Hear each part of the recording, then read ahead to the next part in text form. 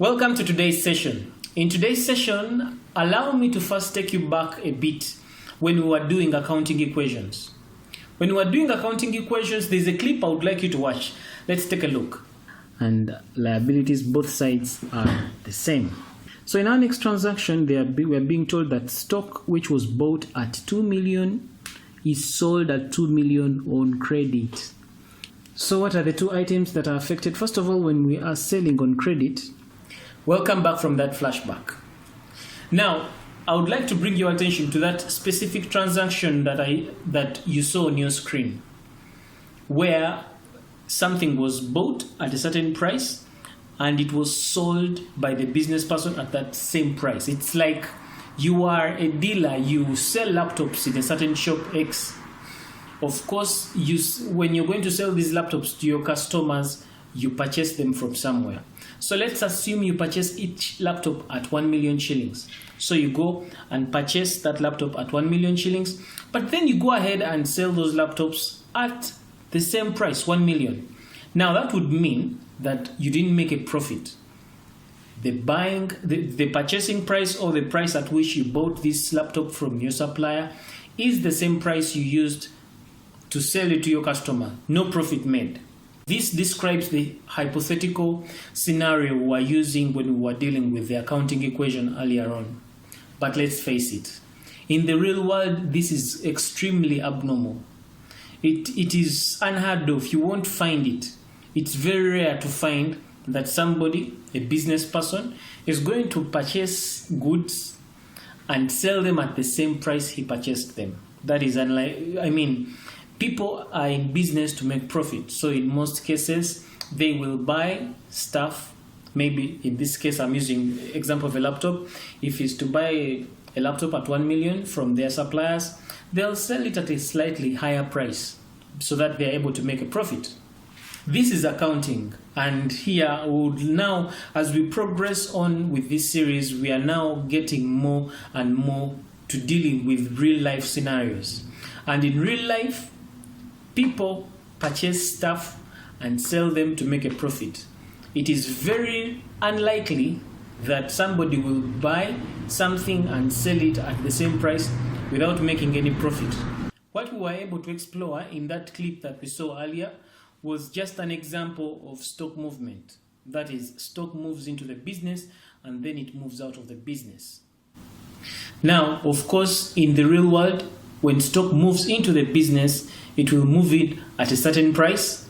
And then when it is moving out of the business, maybe through sales, in most cases, it moves out at a price higher than the price it was bought. In today's session, what we are going to basically look at is we are going to examine the stock account.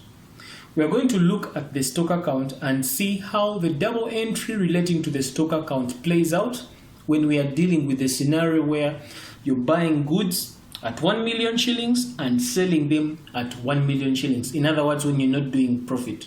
Then afterwards, we are going to examine the double entry around the stock account when you are buying goods at 1 million shillings and selling them for a profit. Let's say you sell them at 1.2 million or slightly lower to make a loss. That is when the purchasing price or the buying price and the selling price are not the same. And then we are going to draw some conclusions that are going to help us to examine how stock moves in any business. And at the end of this session, you'll be able to appreciate why, as far as double entry is concerned, we no longer deal with the stock account, but rather the stock account is subdivided into 4 different accounts. These illustrations and explanations are what is coming up. So let's get started this way. I'll make an illustration here. Let's assume we have a Managerial who is a car dealer in Kampala. She buys and sells cars for a living. Let's assume she buys 3 cars, each at 100 million shillings. Because her core business activity is buying and selling cars, it means cars is categorized as stock in her books of accounts. So this is how it plays out in the double entry system of accounting.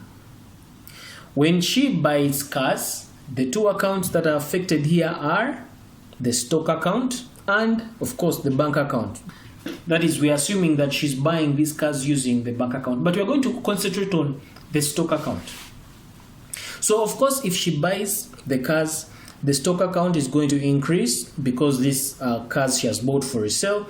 So, if there are 3 cars and each at 100 million shillings, it means we are going to debit the stock account. Remember, we are debiting the stock account because stock is an asset and increases in assets are debited.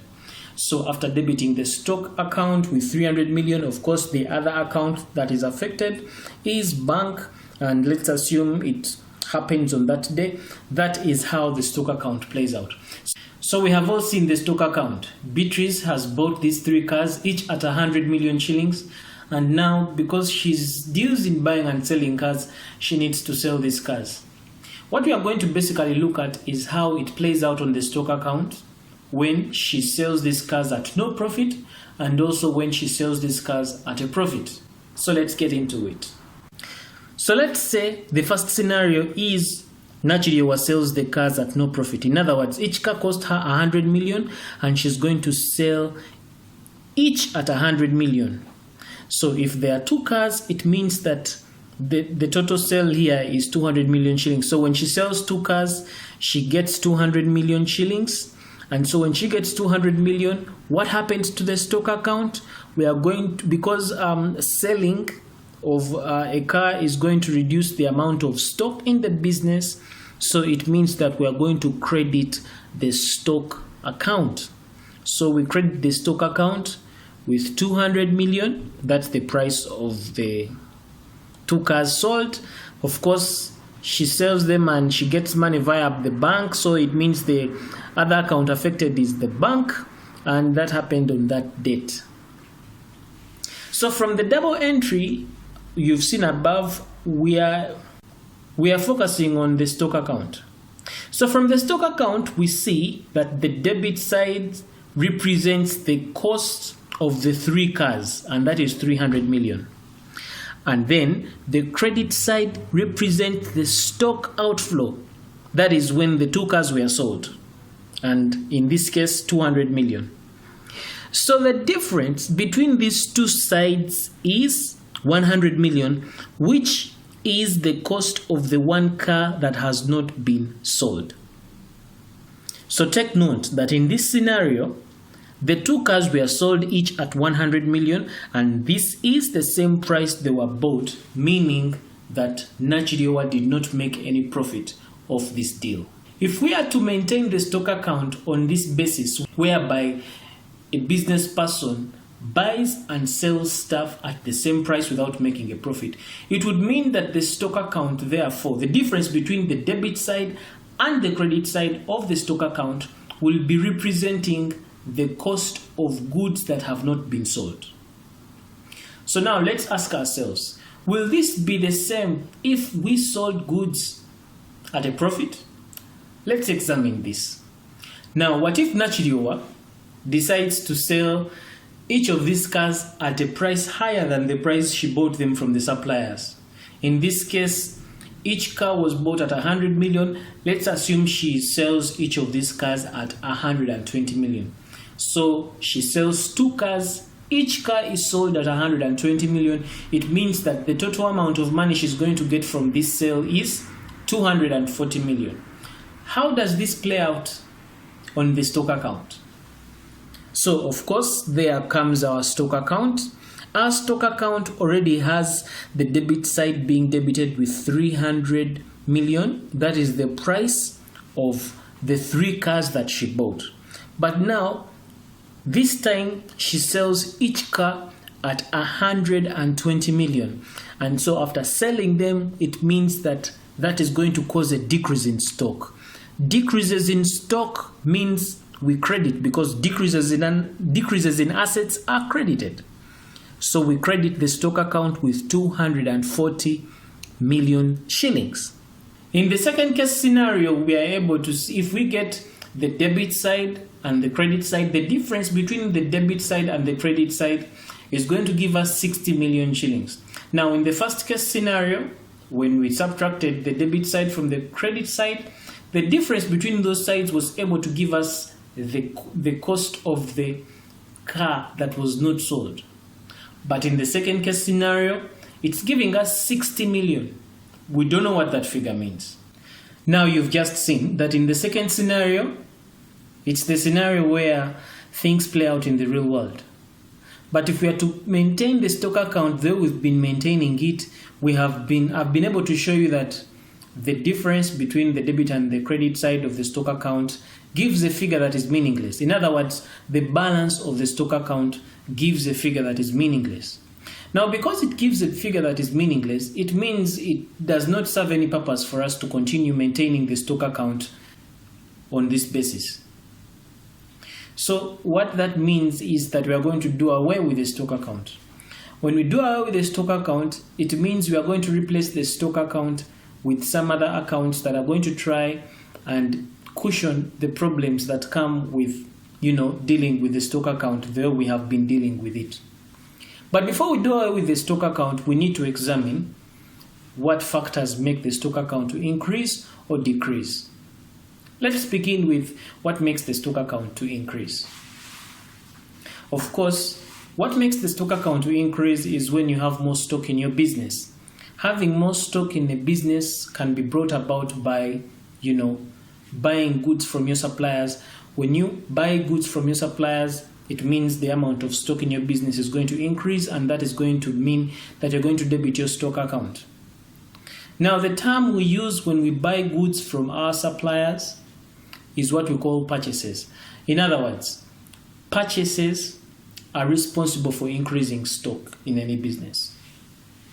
The other thing that is going to be responsible or is responsible for increasing the amount of stock in the business is when the customers that you had previously sold goods to decide to return the goods back to your business for one reason or another. Now, when these customers of yours return goods to your business, this is what we call returns inwards, or they are called sales returns. Sales returns or returns inwards increase the amount of stock. So, in a nutshell, there are two reasons that can cause stock to increase. Either you have purchased goods in your business, or customers that you had previously sold goods to are returning goods to you. That is returns inwards, or call them sales returns. When we were dealing with the stock account earlier, increases in stock were always debited. So this time round, when one of these two things happen, that is, if you either purchase goods or if you experience customers returning goods to your business, that is, if you are experiencing returns inwards in your business, then instead you're going to open up one of those two accounts. Either you're going to open up what we call the purchases account instead of the stock account. You're going to open up the purchases account, or you're going to open up what we call the returns inwards account or the sales returns account. And instead of debiting the stock account like you were doing earlier, you're going to debit one of those two accounts. So in other words, as far as stock increase is concerned, what we're supposed to have been doing in the debit side of the stock account is instead going to be done on one of these two accounts, either in the purchases account or in the returns inwards account or the sales returns account. Now, that is as far as it goes when we are talking about stock increase in a business. Let's talk about when stock is to reduce in the business. What causes stock to reduce? Remember, when stock reduces, we credit the stock account. Stock being an asset, the rules for double entry state that decreases in assets or any transaction that leads to a decrease in an asset, we credit the asset account, the respective asset account. And in this case, we credit the stock account. So what causes stock to reduce? Of course, the number one thing is when you have stock in your business and you sell it, that is going to cause stock to reduce. So one of the causes of stock reduction in any business is when you make sales. The other thing that is going to cause stock to reduce in your account is when you return back goods to your suppliers. When you return goods you had previously bought from your suppliers, that is what we call, purchases returns, or we call them returns outwards. So in a nutshell, there are two things that are going to cause stock to reduce in your business. Either it is going to reduce as a result of you making sales, or stock in your business is going to reduce as a result of you returning goods to your suppliers because maybe they have malfunctioned, or they served you goods that you didn't want, or they expired, or whatever. So previously, when stock was reducing, we were crediting the stock account. But now, since we are saying we are doing away with the stock account, it means that every time stock reduces, you are going to create one of these two accounts. Either you're going to create what we call the sales account, or the returns outwards account, or call it the purchases returns account. And so, whenever stock reduces, instead of crediting the stock account like you've been doing before, instead you're going to be crediting either the sales account or the purchases returns account, or call it the returns outwards account. So from what I'm talking about here, we are doing away with the stock account, and the stock account has been replaced by 4 different accounts. Of these 4 different accounts, 2 of these accounts are responsible for stock increasing, 2 of these other accounts are responsible for stock reducing.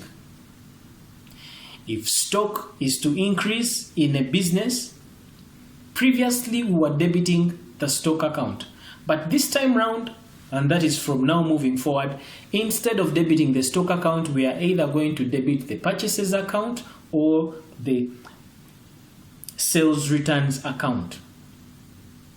And when stock is to reduce, instead of crediting the stock account, instead we are going to credit the sales account or the purchases returns account, or call it the returns outwards account. And so therefore, from today moving forward in this series, we are no longer going to deal with the stock account, but instead, as far as stock movement is concerned, that is stock moving in and stock moving out, we shall be dealing with those 4 accounts. I sincerely hope you understood the derivation of how the stock account is dealt away with, and how we bring in the purchase returns, the sales returns, the purchases and sales accounts. In our upcoming session, we are going to do a worked example that is basically going to help us to practice the concept we've just developed in this session. Like this video if you like it. Be sure to subscribe if you've not yet subscribed. Check out other awesome accounting tutorials on the channel. And as always guys, thank you very much for watching. My name is Arnold Rangakuramya, and I'll see you in the next session. Take care. Been approaching it in our earlier sessions. In our earlier sessions, we were taking on a hypothetical, a theoretical model. You buy stuff at the same price and sell it. I should repeat this whole thing, yeah? Okay.